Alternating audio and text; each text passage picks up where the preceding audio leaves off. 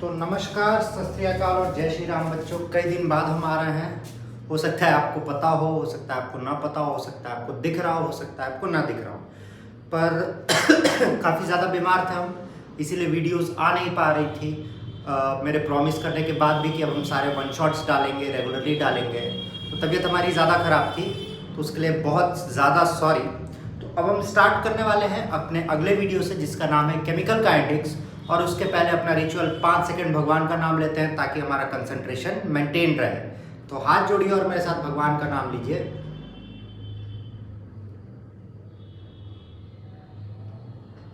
तो आइए स्टार्ट करते हैं केमिकल काइनेटिक्स नाम का चैप्टर।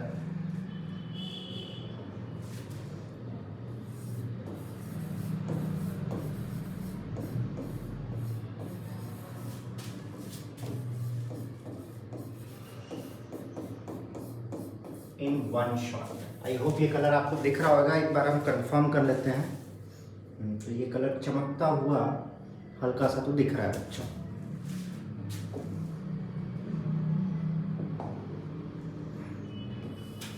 आई होप ये ना चमक रहा हो।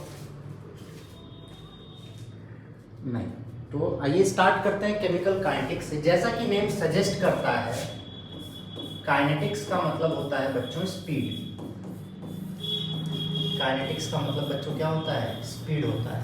अब स्पीड के बारे में हमें क्यों जानना है? जैसे कि कई बार रिएक्शंस की बात करते हैं तो एक रिएक्शन एक से ज़्यादा स्टेप में होता है, मोर देन वन स्टेप में होता है। तो अब अगला स्टेप कब यूज करना है, कब अगले स्टेप की जानकारी लगेगी, इसके लिए हमें पता होना चाहिए। जैसे कि एक रिएक्शन है जो ए से बी में कन्वर्ट हो रहा है, और जैसे ये बी में कन्वर्ट होगा हमें इसमें सी ऐड करके इसको डी में कन्वर्ट करना है। अगर हमें इसकी जानकारी पता ही नहीं चलेगी कि ये कब कंप्लीट हो रहा है, ये कब कंप्लीट हो रहा है, तो हम अगला वाला इसमें जोड़ नहीं सकते हैं। इसीलिए हमें रिएक्शन की स्पीड पता करनी होती है। रिएक्शन की स्पीड बेसिकली पहले हमें पता होती थी, पर हमें एग्जैक्ट नहीं पता होती थी। हमें ये पता है कि ये रिएक्शन बहुत तेज है या ये रिएक्शन बहुत धीरे है। तो तेज तो कितना तेज और धीरे तो कितना धीरे, इसके लिए हमने स्टार्ट किया केमिकल काइनेटिक्स। अब केमिकल काइनेटिक्स के बच्चों दो बेसिक होते हैं। अगर हम बेसिक बात करें एक रिएक्शन की, reactant are converts into P, तो हम इसके लिए लिखते हैं rate of reaction. Rate of reaction. और किसी भी चीज का रेट क्या होता है? Change upon time. किसी भी चीज का रेट क्या होता है बच्चों? Change upon time. तो इसके लिए भी क्या हो जाएगा? ये आपको दिख रहा है कि नहीं? हाँ दिख रहा है, चमक नहीं रहा है। तो ये क्या हो जाएगा? Change in concentration. Change in concentration upon में टाइम टेकन। अपॉन में क्या हो जाएगा बच्चों? Time taken. तो अगर हम रिएक्टेंट और प्रोडक्ट के रिस्पेक्ट से बात करें तो final reactant minus initial reactant का कंसंट्रेशन अपॉन टाइम, और ये इक्वल होगा final product upon initial product का कंसंट्रेशन अपॉन टाइम। तो रिएक्टेंट जो है वो रिएक्शन के स्टार्टिंग में ज़्यादा होगा, और जैसे जैसे रिएक्शन बढ़ेगा कंसंट्रेशन ऑफ रिएक्टेंट कम होता जाएगा। तो रिएक्टेंट जो है वो हमेशा माइनस में लिखा जाएगा, change in concentration of reactant upon time, और प्रोडक्ट हमेशा पॉजिटिव में रहेगा, क्योंकि रिएक्शन के पहले प्रोडक्ट जीरो था और रिएक्शन स्टार्ट होने के बाद प्रोडक्ट बढ़ गया होगा। आई होप आपको ये बात समझ में आ रही होगी। ये कलर चमक भी नहीं रहा होगा और आराम से दिख रहा होगा, क्योंकि पिछले कुछ वीडियोस में चीज़ें चमक रही थी और वो हम नहीं चाहते हैं। बस आपका फ्यूचर ही चमके, फ्यूचर के अलावा कुछ और चमकने की ज़रूरत नहीं है, और ज़्यादा कुछ चमकेगा तो दिक्कत हो जाएगा। तो ये आपका होता है normal rate of the reaction. और ये जो डेल्टा है, इस डेल्टा से हम दिखाते हैं बच्चों एवरेज रेट ऑफ रिएक्शन। क्या दिखाते हैं बच्चों? एवरेज रेट ऑफ रिएक्शन दिखाते हैं। यहां तक तो कोई आपको दिक्कत नहीं होनी चाहिए। अब आगे बढ़ते हैं और इस चीज को और बेटर तरीके से समझने की कोशिश करते हैं। तो देखिए बच्चों, अगर हम कहें कि एक रिएक्शन है कुछ ऐसा,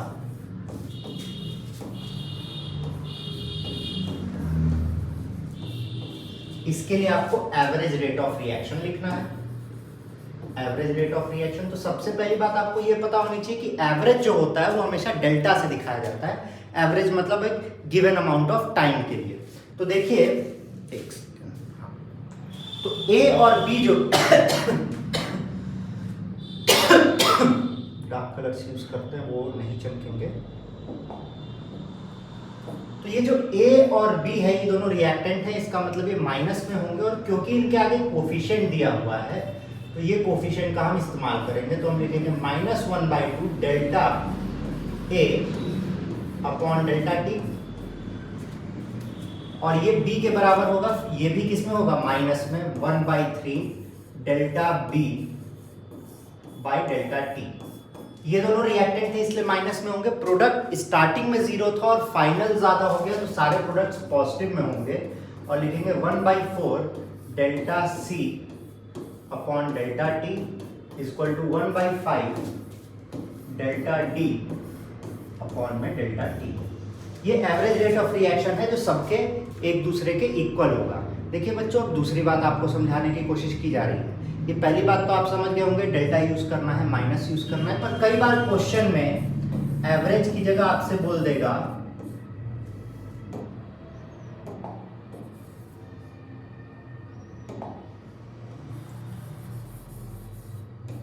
रेट ऑफ डिसअपीयरेंस। इसका मतलब ये पहले ही मान चुका है कि जो कंसंट्रेशन है वो कम हो रहा है। कंसंट्रेशन बढ़ नहीं रहा है बल्कि क्या हो रहा है बच्चों, कम हो रहा है। तो अगर rate of disappearance of reactant पूछेगा तो minus will not be put. इसका रीजन क्या होगा, क्यों नहीं माइनस लगाया जाएगा? क्योंकि ये पहले ही मान चुका है कि जो कंसंट्रेशन है वो कम हो रहा है। तो अगर रिएक्टेंट का रेट ऑफ डिसअपीयरेंस पूछता है तो माइनस रिमूव कर देंगे, और अगर प्रोडक्ट का पूछेगा तो माइनस रहेगा। मतलब रिएक्टेंट में माइनस रिमूव कर देंगे अगर रेट ऑफ डिसअपीयरेंस पूछेगा, और प्रोडक्ट में माइनस इन्वॉल्व हो जाएगा, लगा दिया जाएगा। वही अगर रेट ऑफ अपीयरेंस पूछेगा, डिसअपीयरेंस की जगह क्या पूछ ले बच्चों, अपीयरेंस। ये देखिए आपके एंट्रेंस एग्जाम के रिस्पेक्ट से भी इंपॉर्टेंट है। अगर रेट ऑफ अपीयरेंस पूछ लेगा तो इसका जस्ट अपोजिट केस हो जाएगा। तो ये बात थी आपकी एवरेज की। कई बार एवरेज की जगह इंस्टेंटेनियस पूछ लेता है।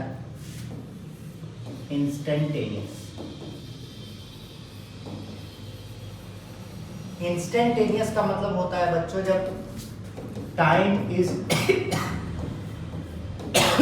इक्वल टू 1 सेकेंड, मतलब टाइम लैप्स जो होता है वो बहुत कम होता है, जनरली 1 सेकेंड होता है। तो जब आपसे इंस्टेंटेनियस रेट ऑफ रिएक्शन पूछेगा सेम रिएक्शन का, कौन सा reaction, 2a + 3b gives 5c + 4। चलिए हम थोड़ा सा चेंज कर दें। तो आप इंस्टेंटेनियस रेट ऑफ रिएक्शन देखिए बच्चों, माइनस प्लस का साइन सेम रहेगा, -1/2। अब डेल्टा की जगह इसको d से दिखाएंगे, dA/dt is equal to -1/3 dB/dt is equal to 1/5 dC/dt is equal to 1/4 dD/dt। तो इंस्टेंटेनियस और एवरेज में यही डिफरेंस है। थोड़ा सा इसको आपको ग्राफ से बताते हैं। देखिए ग्राफ में ओरिजिनली क्या होता है, एक ग्राफ बनाते हैं और 2 ग्राफ बनाते हैं। एक ग्राफ टाइम और रिएक्टेंट का बनेगा और दूसरा ग्राफ टाइम और प्रोडक्ट का बनेगा। तो रिएक्शन के स्टार्टिंग में रिएक्टेंट जो होता है वो मैक्सिमम होता है और धीरे धीरे टाइम के साथ कम होते होते होते होते ऑलमोस्ट 0 पहुंच जाएगा। और प्रोडक्ट के साथ उल्टा होता है, स्टार्टिंग में रिएक्शन के प्रोडक्ट मैक्सिमम होता है और प्रोडक्ट 0 होता है, और टाइम के साथ धीरे धीरे धीरे धीरे बढ़ के एक कांस्टेंट अचीव कर लेगा। ये बात हमें पता है। तो आई होप आपको ये समझ में आ रहा होगा। इसके बाद आता है बच्चों rate law. Rate law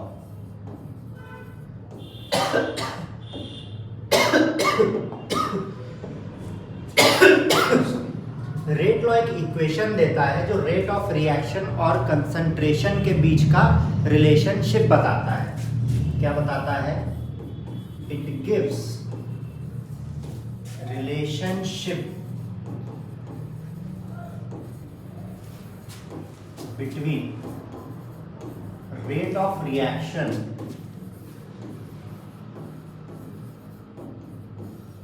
and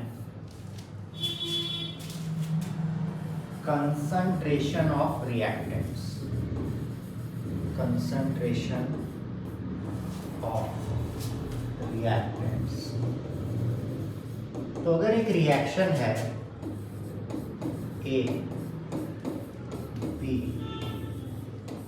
C और D, तो rate of reaction directly proportional होगा concentration of A raise to the power X और concentration of B raise to the power Y।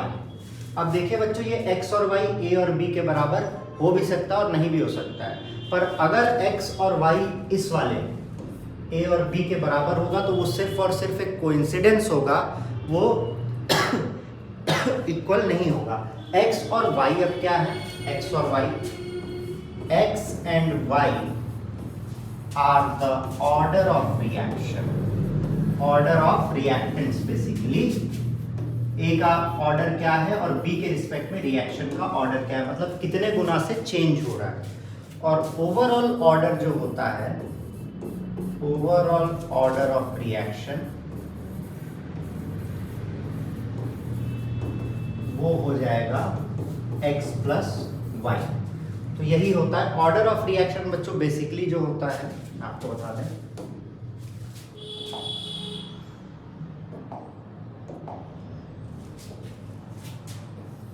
order of reaction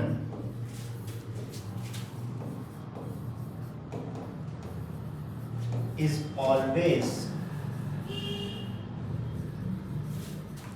in whole number, 0 1 2 3 के form में होता है। अब बात करते हैं हम रेट कांस्टेंट की, पर उससे पहले ये आपको दिखा दिया जाए। देखिए ये साइन जब यहाँ से हटेगा ना, ये वाला प्रोपोर्शनल का साइन, तो एक कांस्टेंट आएगा जिसे हम लोग लिखते हैं स्मॉल के से, एंड दिस स्मॉल के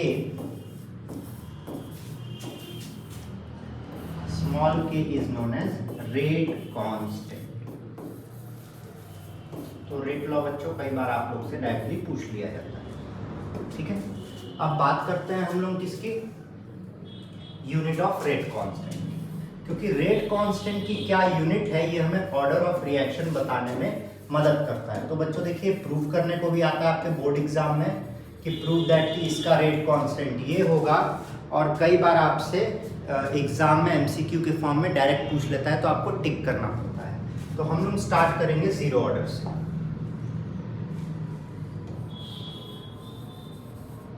एक बार देख ले, ये चमक नहीं रहा है क्योंकि कई बार कंप्लेन आ रही है बच्चों की।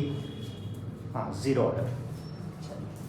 तो बच्चों हमें क्या पता है जीरो ऑर्डर के लिए, किसी भी ऑर्डर के लिए R इज इक्वल टू के ए का पावर x। इतनी जानकारी हमको सबके लिए है। और R के बारे में क्या आइडिया है? R is equal to D R by D T, हम लोग सबसे पहले वाले से पढ़े थे, के ए का पावर x। अब रेट जो है, रेट अपॉन टाइम, रेट मतलब कंसंट्रेशन, कंसंट्रेशन अपॉन टाइम, और कंसंट्रेशन किस में रखा जाता है? मोल पर लीटर में, और टाइम रखा जाता है सेकंड में। अब ये बच्चों ऑर्डर क्या है? जीरो ऑर्डर है, तो ए का पावर जीरो हो जाएगा, और किसी का भी पावर जीरो क्या होता है? 1 होता है। तो के की यूनिट मोल पर लीटर पर सेकेंड आ गई। देखिए बाकी सब तो कट जाएगा। तो जब के की यूनिट मोल पर लीटर पर सेकेंड आती है, इसका मतलब which order of the reaction it is? Zero order of reaction ये है। आई होप आप लोग को दिख रहा होगा, दिक्कत नहीं हो रही होगी। तो इसी तरीके से बच्चों फिर अब सेकेंड ऑर्डर भी करते हैं। हम लिख रहे हैं, आप पॉज करके तब तक फर्स्ट और सेकेंड ऑर्डर अपने से डिराइव करने की कोशिश कीजिए। आप वीडियो पॉज करके ट्राई कर सकते हैं। देखिए फर्स्ट ऑर्डर भी हम सेम तरीके से लिखेंगे। dr/dt equal to k a का पावर 1 हो जाएगा। r कंसंट्रेशन है तो r को लिखेंगे मोल पर लीटर, टाइम लिखेंगे सेकेंड, और k कंसंट्रेशन फिर यहाँ पे तो मोल पर लीटर, मोल पर लीटर का पावर 1 और इधर भी मोल पर लीटर का पावर 1 हो जाएगा। इससे ये कट जाएगा और k की यूनिट आ जाएगी सेकेंड इनवर्स। तो अगर k की यूनिट सेकेंड इनवर्स आती है इसका मतलब ऑर्डर कौन सा है बच्चों? रिएक्शन का फर्स्ट ऑर्डर रिएक्शन है। इस पे क्वेश्चंस भी किए जाएंगे अगले वीडियो में। अभी हम लोग थोड़ा पीछे चल रहे हैं क्योंकि तबीयत खराब थी। अब अगला आता है इसके बाद सेकेंड ऑर्डर। तो सेकेंड ऑर्डर बच्चों आप लोग सिमिलरली कर सकते हैं, मोल पर लीटर पर सेकेंड इक्वल टू k मोल पर लीटर। अब क्योंकि सेकेंड ऑर्डर है तो इसका स्क्वायर करेंगे, ये यहाँ से इसके नीचे आएगा तो इन्वर्स हो जाएगा, बचेगा क्या? पर मोल लीटर सेकेंड इन्वर्स। तो अगर k की यूनिट ये आएगी तो सेकेंड ऑर्डर हो जाएगा। तो रेट कांस्टेंट की यूनिट आप लोग बच्चों निकालना सीख गए। आपको दिख रहा होगा कि रेट कांस्टेंट की क्या यूनिट होगी, तो हम क्या लिखते हैं। आई होप यहाँ तक आपको कोई दिक्कत नहीं हो रही होगी। चलिए तो अब हम बढ़ते हैं इंटीग्रेटेड रेट लॉ पे। Integrated rate law, integrated rate law मतलब जब बड़े इक्वेशंस होंगे, रेट के इक्वेशंस कैसे डिराइव किए जाते हैं, इनका डेरिवेशन भी आता है और इन पे क्वेश्चन भी आता है। तो हम सबसे पहला स्टार्ट करेंगे जीरो ऑर्डर से।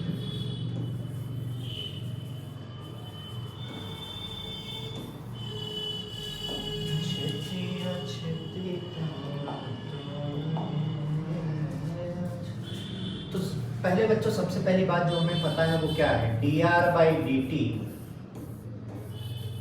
इज इक्वल टू माइनस के। अब माइनस क्यों लिखा गया है बच्चों?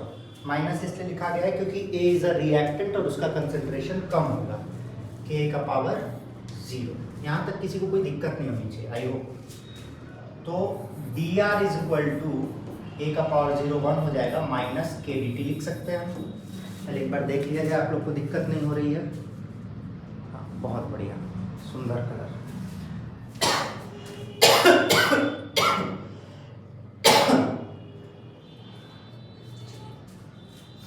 अब इसको इंटीग्रेट करते हैं 0 से t और 0 से r तक। तो बच्चों आपने पढ़ रखा होगा integration of dx is equal to x और फिर 1 to upper limit minus lower limit, तो 2 माइनस 1। ठीक है, तो dx का जैसे x होगा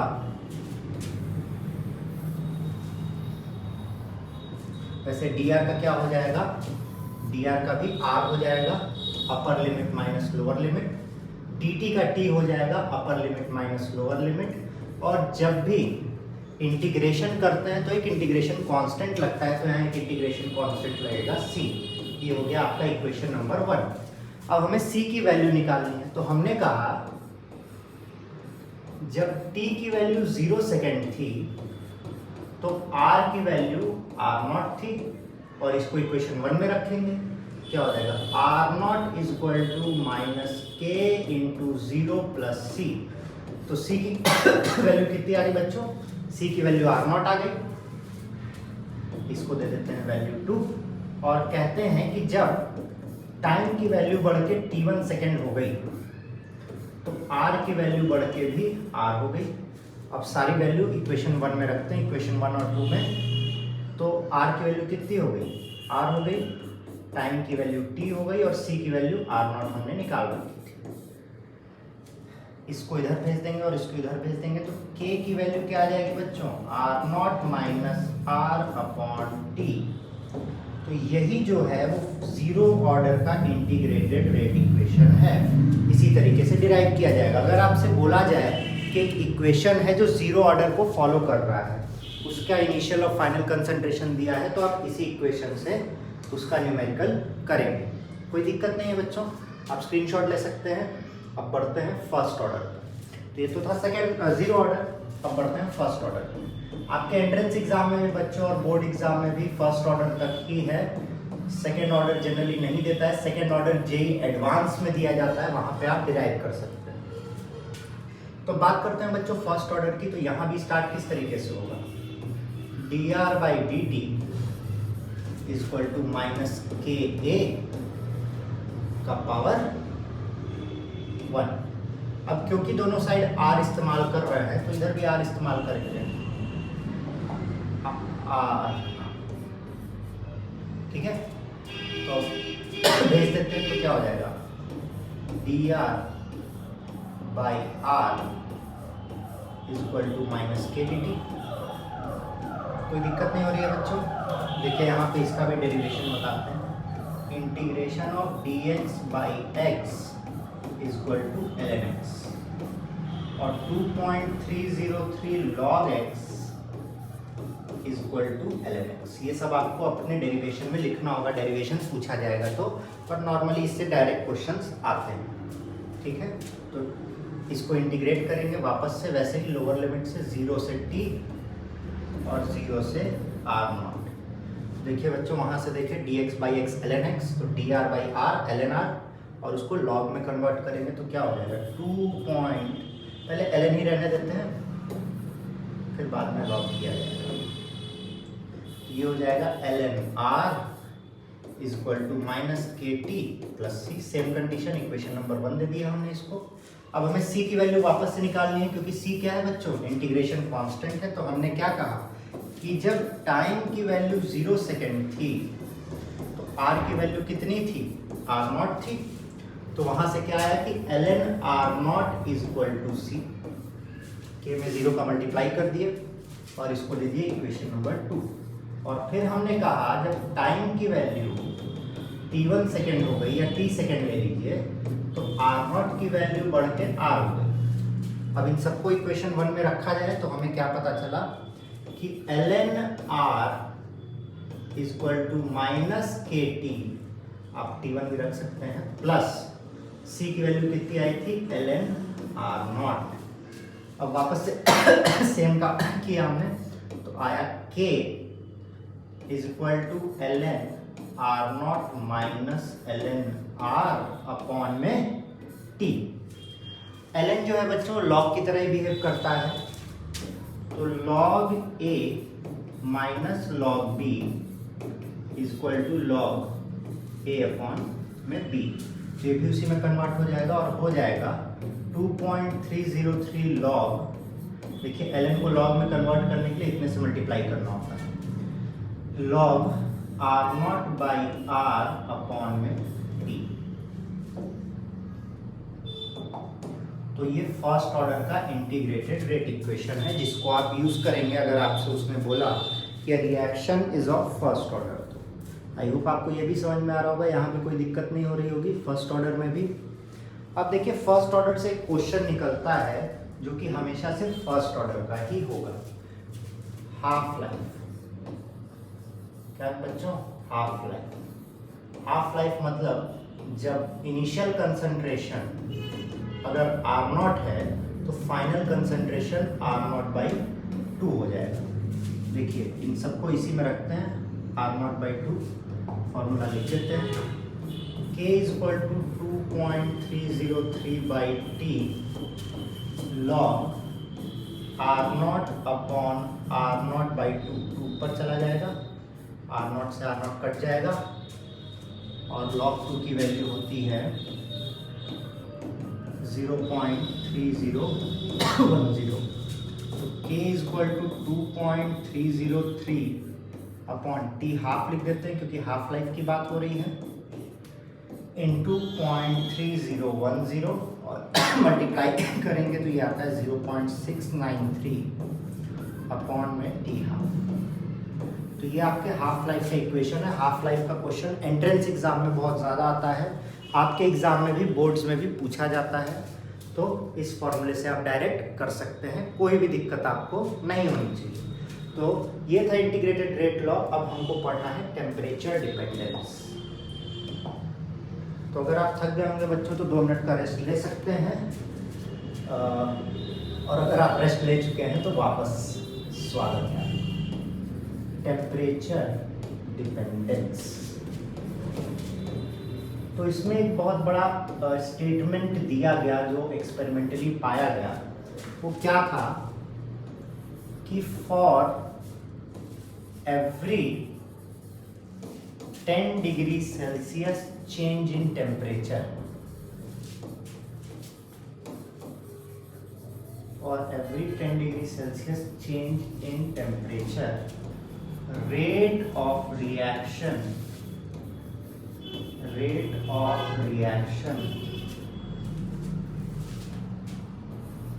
doubles by rate of reaction doubles by नहीं बस doubles। तो हर 10 डिग्री सेल्सियस टेम्परेचर इंक्रीज में अगर हम चेंज करते हैं टेम्परेचर 10 डिग्री सेल्सियस तो रेट ऑफ रिएक्शन डबल हो जाता है। इसी से रिलेट करके एक बहुत फेमस इक्वेशन दिया गया जिसे कहा गया आर्हेनियस इक्वेशन, और उन्होंने बोला कि K is equal to minus AE upon EA by RTA Arrhenius का मेन इक्वेशन था बच्चों, जहाँ पे K आप लोग ने सुन रखा है, K is rate constant, A collision frequency है। कोलिजन फ्रीक्वेंसी के बारे में अभी आपको बताएंगे कि क्या होता है आखिर कोलिजन, क्योंकि एक थ्योरी दी गई थी कोलिजन की। ये एक्टिवेशन एनर्जी है, इसके बारे में भी आपको अभी बताया जाएगा।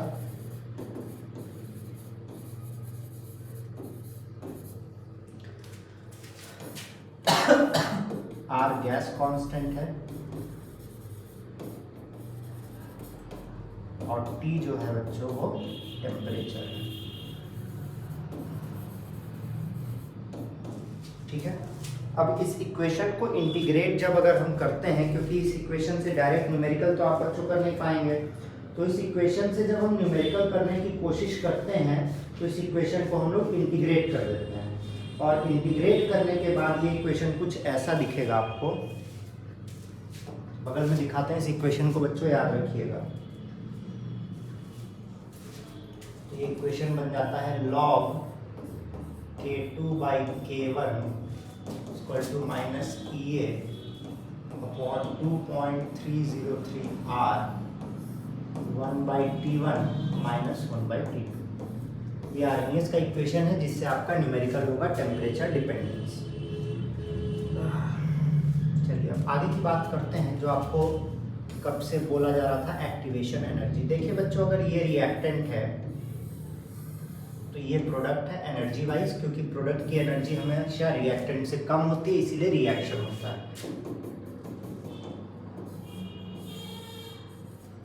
इसको कहते हैं activation energy. Activation energy is the minimum energy required for the reaction to take place. मतलब जैसे कि मेरे पास अगर 10 रुपए है और कोई चीज़ खाने के लिए हमें चाहिए और वो 15 रुपए की है, तो मिनिमम हमें कितना और चाहिए होगा, 5 रुपए और चाहिए होगा, है ना। तो वैसे ही हर रिएक्टेंट के पास कुछ एनर्जी रहती है, पर उसको रिएक्शन करवाने के लिए थोड़ी सी और एनर्जी चाहिए होती है, और वो मिनिमम एनर्जी जो चाहिए होती है उसी को एक्टिवेशन एनर्जी कहते हैं। और इसी से रिलेटेड कोलिजन के बारे में आपको बात की जाए थी, कोलिजन थ्योरी। कोलिजन थ्योरी कहा गया कि many collision takes place in a reaction, but all are not active collision. All are not active collision. अब इसका मतलब समझिएगा बच्चों। मान लेते हैं क्लास में 100 बच्चे हैं, 50 बच्चे एक तरफ से और 50 बच्चे एक तरफ से, और इतनी ही जगह दे रहे हैं, तो ऑब्वियस सी बात है कि 48 तो मान ही लेते हैं कि आपस में लड़ेंगे ही लड़ेंगे। पर क्या 48 लड़ने के बाद एकदम लड़ाई स्टार्ट हो जाएगी? लड़ने के बाद मतलब आपस में इंटरसेक्ट किए और बढ़ गए, हो सकता है कुछ बढ़ जाए और कुछ वहीं पे लड़ाई करने लगे। तो उन 48 कोलिजन्स में से जो कोलिजन में से लड़ाई हो जाएगी, हमें प्रोडक्ट मिल जाएगा, उन कोलिजन को एक्टिव कोलिजन कहते हैं। और रिएक्शन के वक्त यही कहा गया कि कोलिजन फ्रीक्वेंसी या कोलिजन फैक्टर कितना होगा। जितने एक्टिव कोलिजन्स होंगे रिएक्शन में सिर्फ वही कन्वर्ट होंगे, जो एक्टिव कोलिजन नहीं होंगे वो रिएक्शन में कन्वर्ट नहीं होंगे। तो ये थी कोलिजन थ्योरी, ये था आपका केमिकल काइनेटिक्स का चैप्टर। अगर आपने अंत तक देखा है तो लाइक शेयर सब्सक्राइब करना बिल्कुल भी नहीं भूलिएगा। मिलते हैं आपसे अगले वीडियो में। जय श्री राम।